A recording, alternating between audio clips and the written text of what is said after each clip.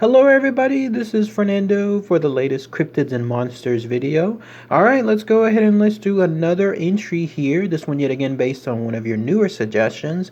This one delving a little bit away from all the dinosaur-like cryptids that I've been focusing, and instead, let's go ahead and let's talk about a human-like cryptid. This one is actually found there in Indonesia. It's part of their mythology, and if one believes the tales associated with it, it is very, very old, up to 18,000 years old, in fact. So lots of interesting information to share with this race there. If you happen to be there in Indonesia, who knows? You may actually run into this quote-unquote race of creatures, and they're known as this, the Ebu Gogo. So let's go ahead and let's talk about all the fascinating info associated with this mythological set of creatures. So what are these Ebu Gogo? Well, the reason first off why they're called Ebu Gogo is because the name there in Indonesia translates to the grandmother who eats anything. I know, I don't know exactly why grandmother is essentially placed there. One would think it'd be a different term altogether, but that's what it's called, the grandmother who eats anything. Or another variation of it is the grandmother glutton. So you get the idea that this is a race of creatures who definitely favor food. More on that here in a minute as far as their physical characteristics. And that's why they seem to have a glutton when it comes to their particular favoritism, like when it comes to eating things. And then as far as where they're found, you have to go there to Indonesia, specifically the island of Flores, Indonesia. In fact, when I was reading this information, if you wanted to sum it up into one single sentence, is this: the Ebu Gogo is like Indonesia's version of the Leprechaun. You know, like a tiny race of creatures, small people, in other words, that just happen to be something along the lines of a mythological standpoint. Like they appear and then they disappear. People see them or may not see them, and that's how they've become part of their mythology. And then as far as their physical characteristics, there's a lot of things that definitely stand out. For starters, at most of their height, they're about a meter tall. Like that's the tallest that's apparently associated with them. Otherwise, they're much shorter when it comes to that. Also, they seem to walk in an awkward fashion. People that see them immediately notate that too. And they have this pot-bellied like look to them.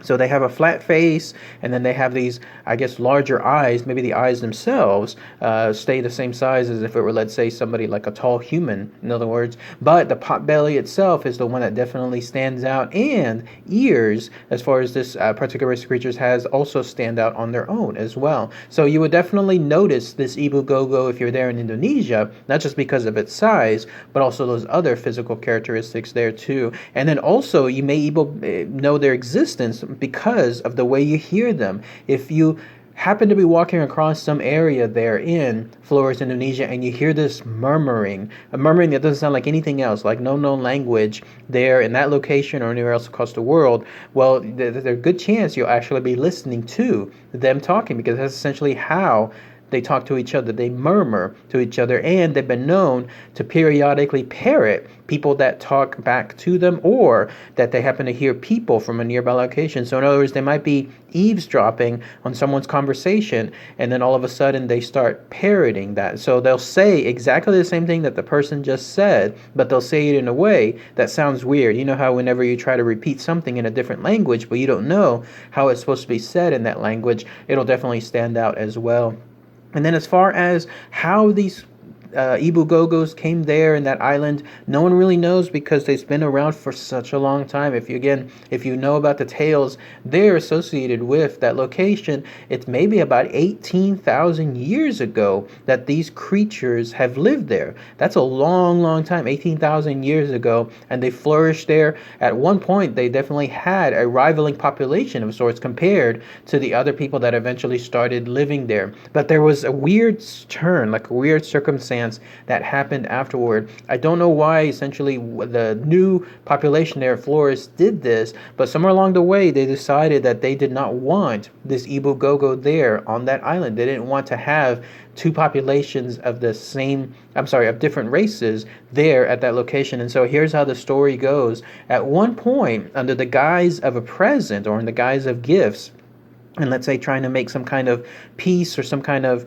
circumstance where it's like, yeah, let's go ahead and let's be friends. Somewhere along the way, the Nage people, that's what they were called, took these Ebu Gogo some location, and then these villagers gave them some kind of gifts. There were these palm fibers that were used to make clothing, and so the Ebu Gogo happily took them and then tried to, obviously use that type of stuff there back in their areas that they lived at. Supposedly that's where they live as well. If you go there to the island of Indonesia and then you happen to be there in some caves or some particular caves, that's essentially where these creatures are found. In any case, though, once the fibers were given, they were laced with some kind of highly firebrand type stuff. I don't know exactly if it was already within the actual fibers or if they were actually added onto it.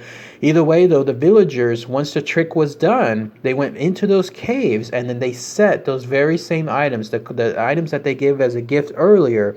They set them ablaze, and then sure enough, the entire cave area was quickly set on fire, and it ended up killing every single one of these Ebu Gogo. But if you go down to the legend or the theory, it's two of them that escaped. And when that happened, this one pair fled into the forest deep within that island, and they've been able to stay there and then grow another set of descendants from then. So again, I have no idea why the other population, these Nage people, decided to do that with the Ebu Gogo, but when they did, they essentially wiped out that entire race of creatures. And then when that happened, there may have been two more that outlasted that tragedy, and then they were able to come across other descendants afterward. Like, they were able to make their own little family clan and then grow from there. So who knows, if you're looking at an Ebu Gogo today, there's a good chance that they may have derived from that pair that was able to escape that particular trickster or tricking item that was done with the fire.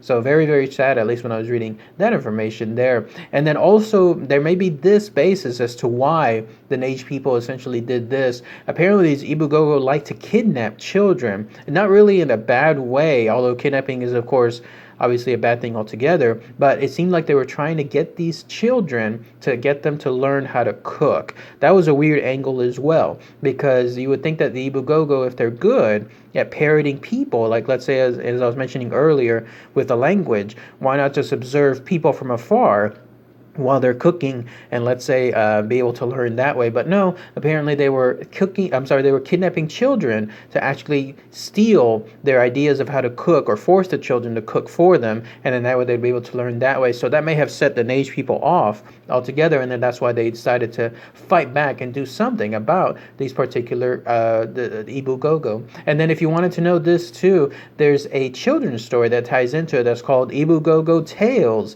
of Mini-Man, and the way I read that information, it seems like it's told in a way of trying to scare children. You know how you always have those tales that are done to let children know, hey, if you do something like this, in other words, in a bad manner, then this will happen. In other words, some kind of punishment or some kind of really bad thing as far as circumstance. Like, you know how you hear those stories about staying away from rivers, staying away from lakes, not obviously because they don't want the children to drown, but if you tie in some kind of ghost or some other type of monster, that'll essentially keep children from wandering into a lake-like area. Such was the case here with this Ebu Gogo Tales of Mini-Man, which seemed to depict these kind of notions that you have these cautionary tales for children to ensure that they listen to their parents. And then there's this final theory as to who the Ebu Gogo are or were. If you believe again that they were just completely wiped out, they may be a long lost descendant known as the Homo floresiensis. I hope I'm saying that correctly. The Homo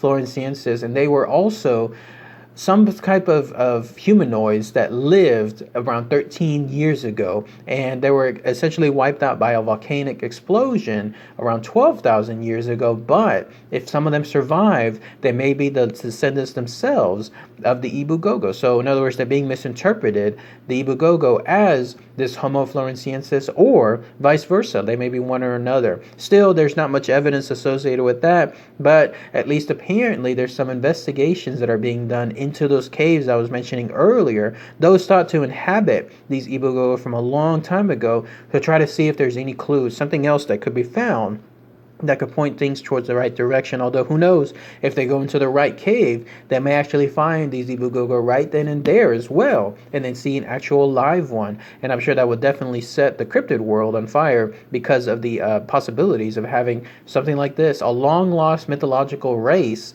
there living in a cave, and then you'll be able to have so much stuff explored as to what their nature is today, at least. But that's pretty much all the information associated with this mythological beings. Whoever these Ebu Gogo are there from Flores, Indonesia, they could still be there today, or they could be long gone due to that tragic circumstance. But either way, though, that's pretty much all the info associated with them. So if anyone has any more information, anything else I might have missed, please post those comments as always. I'm very, very fascinated too to hear if anybody was there from Flores, Indonesia and knows more information about it. It seems like this is a very popular mythology there. Lots of the population there in Flores will undoubtedly know about it. So if there's anyone that's from there that has that specific local info, then please share it as well below.